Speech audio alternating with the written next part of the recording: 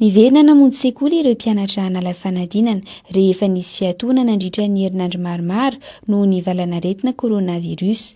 Misy noho izany ny fikorotana ny titiandrom-pianarana. Raha ny mahakasika ny fanatanterahana ny fanadinam-panjakana dia nanazava ny amin'ny mety moran'izany Natsiry Rajasoadosoandriamanana, minisitra fanabeazam-pirenena, ny fampianarana ara-teknika sy arak'asa. Ny resaka daty fanadinam-panjakana zany dia mbola voahodiniana izy io, mbola hodinian'ny komity manokana mandinika ny fanadinana arakaraka an'izay fivoaran'ity aretina koronavirus ity.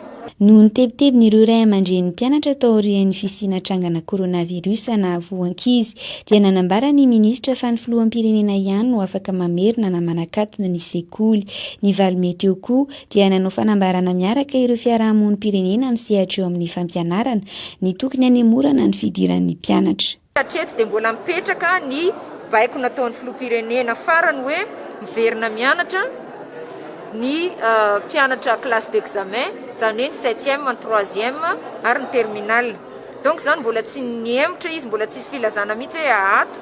Zay hatreto dia tsy manakatona fianarana fa mitohy ny fianarana da ho an'ny classe d'examen. Moa namerina mianatra. Izany namerina hoe verina mianatra. Ny fanjakana. Ny filoham-pirenena tsy izany no ny teny.